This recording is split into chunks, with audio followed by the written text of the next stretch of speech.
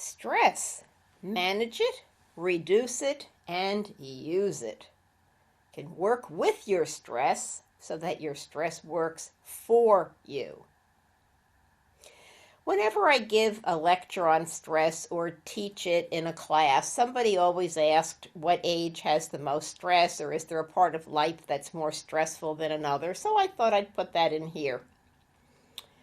According to psychological theories such as Erickson, and if you don't know that, he's got tasks that you have to manage throughout your life.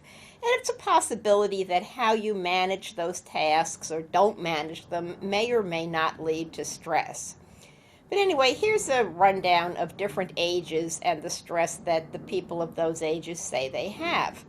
A young child, the one with homework. I can't wait till I'm a grown-up and I have no more homework to do. Yeah. Then I can play all day. I won't have to go to bed. I won't have to do.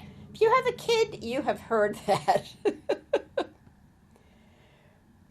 Teenagers, that's a whole other culture. Teenagers seem to be stressed out by most anything, everything, all day, every day. But, the nice thing is they stop being teenagers once they turn 20.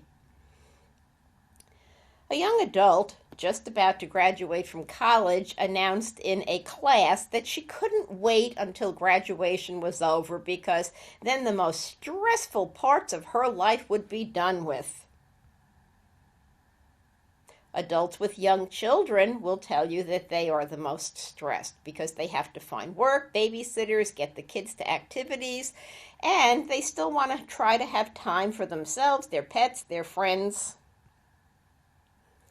But adults with school-age children, I call this the many-hat stage, will tell you they have a lot more stress because they still have kids in school, they're saving for college education, they're trying to plan for their own retirement. In this day and age, they're worried if their kids might need financial help after they graduate from college. They may lose their jobs, their parents may need their help, so they're yelling, "Help, I'm stressed."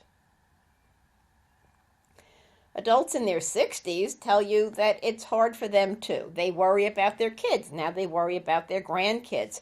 But they start worrying about their own housing and finances because they're planning for retirement or they're into retirement.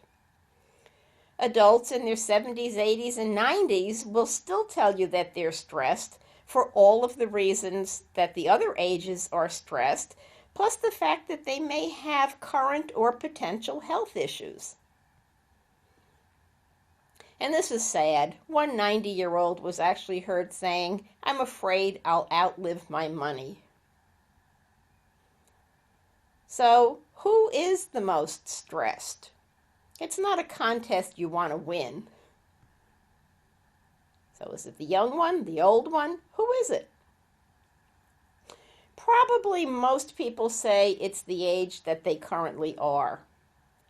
Because we can look back and see that those other stages, well, we got through them. So the stress didn't kill us. We can look back and say maybe the stress helped us. So it's the age we are now. And we tend not to think about stress into our futures. We might think about our aging, but we don't plan on having a stressful future. So we try and tend not to project our current stress onto the future. Our stress is almost always in the present. And one of the nice things about being human is, yes, we put on our rose-colored glasses, we practice the law of attraction, we read all those things, and we say, tomorrow will be better. The next stage in life is bound to be better. This afternoon will be better. Unless, and this is serious, unless you're depressed, and then the future can seem bleak or even bleaker than it is today. And I've said this before and I'll say it again, if that describes you, please see your healthcare provider.